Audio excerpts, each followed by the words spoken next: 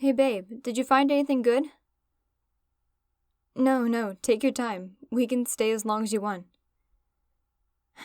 Actually, I really like being here with you. It's just so comfortable to be surrounded by old books. I could stay here all day. Yeah, I know that we have almost as many books as home, but these are new old books. They're completely different.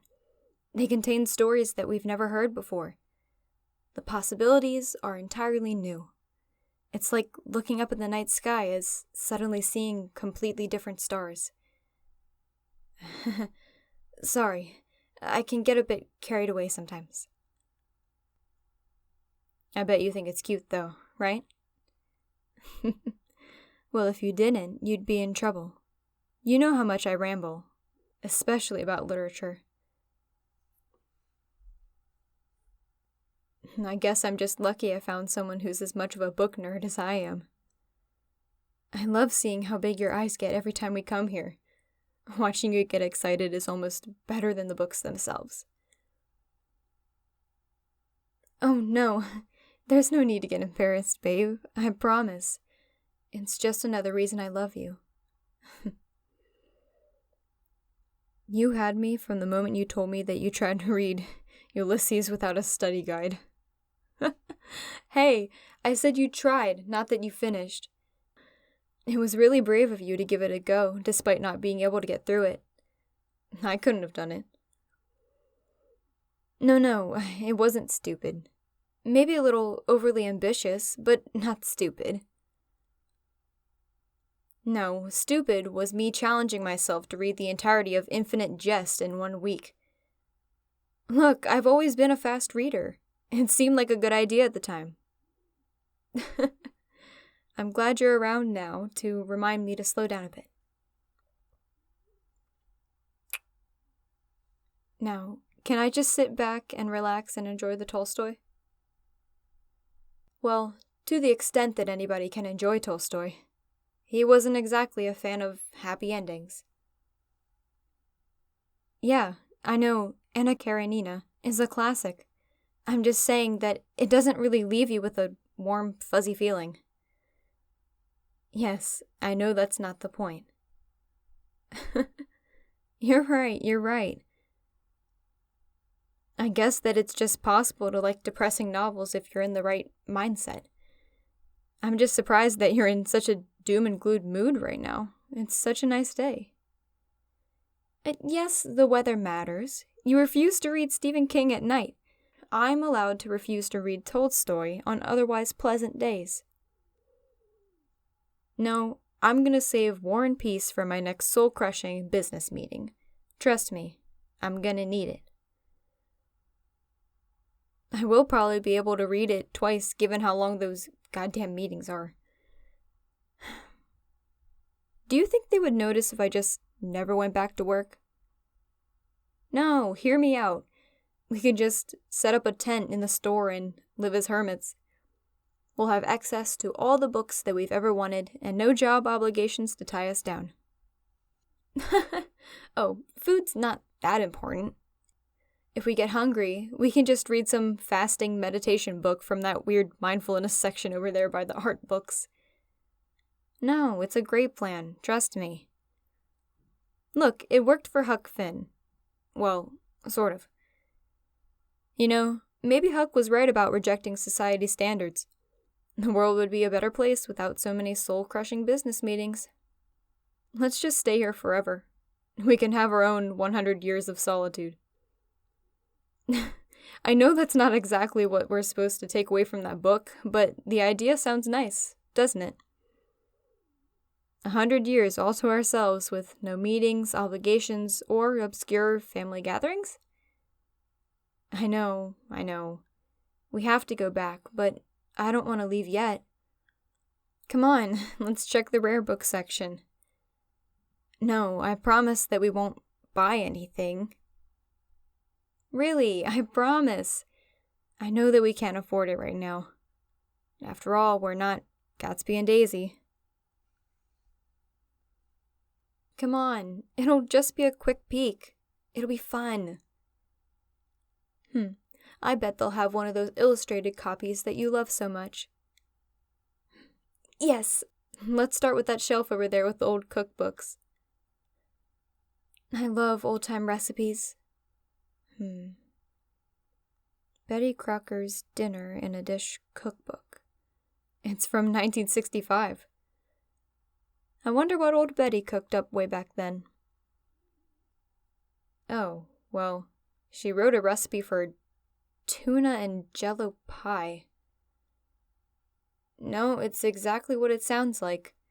Tuna mixed with lemon jello. I forgot how much they loved jello in the 60s. I kinda want to try it. Oh, no, not enough to actually make it. Thanks for the offer, but you can't make it for me unless you're willing to eat it too. Besides, I'm pretty sure that we would anger some food god if we actually made that abomination. Anyway, I think I'm done with the old cookbooks now. I need to look at something less taxing on my soul. Why don't you pick the next shelf? Okay. Old adventure books it is. Oh, hey! They have a bunch of really old Jules Verne novels. Let's see. They have 20,000 Leagues Under the Sea, Journey to the Center of the Earth, Around the World in 80 Days, 5 Weeks in a Balloon. Huh. The man was kind of literal with titles, wasn't he? No, I'm actually upset that he wasn't even more precise. But I guess 5 weeks, 3 days, 7 hours, 12 minutes, and 38 seconds in a balloon doesn't really roll off the tongue. Look, writers were paid for the word back then. I'm just saying that he could have made an extra franc or two if he'd gotten even more specific. What? You know I'm right. If I were to title this trip to the bookstore, I called it 3 hours in a bookstore with you rolling your eyes. Yeah, I wish I could be more exact with the title, but I can't remember exactly when we arrived. I guess I better start timing events if I ever want to write a Jules Verne-style autobiography. The chapter where we finally got together would be called 80 Days of Awkwardly Not Talking About It. I know that it wasn't actually 80 days, but it sure felt like it.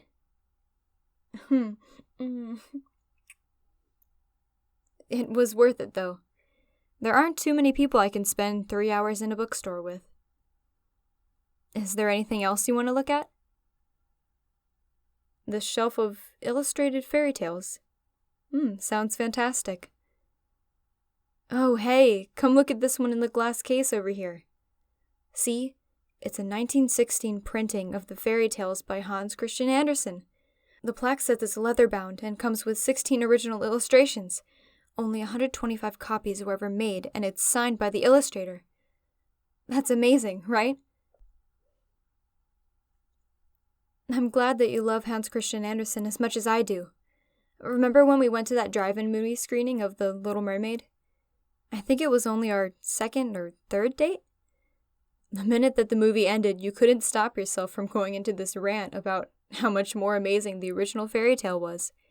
Your enthusiasm is so infectiously adorable. I had always felt the same way, but I never met anybody else so passionate about it. If anything, if I wasn't falling for you already, I think I would have started to fall for you then. It's funny, Wait, what's with that look? Hey, you actually want to buy it, don't you? No, it's okay. Don't apologize. I kinda want to buy it too. It's a fantastic piece, and I really want to share it with you.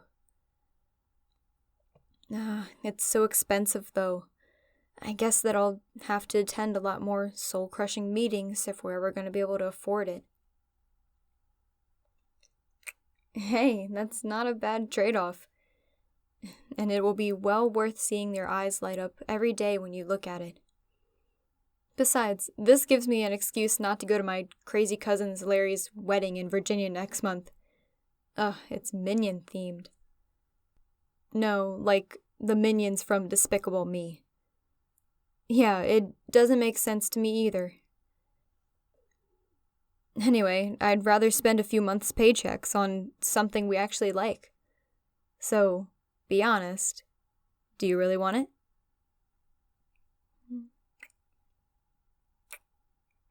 Good. Me too. Come on, let's go tell the manager. This is going to be the best impulse purchase ever!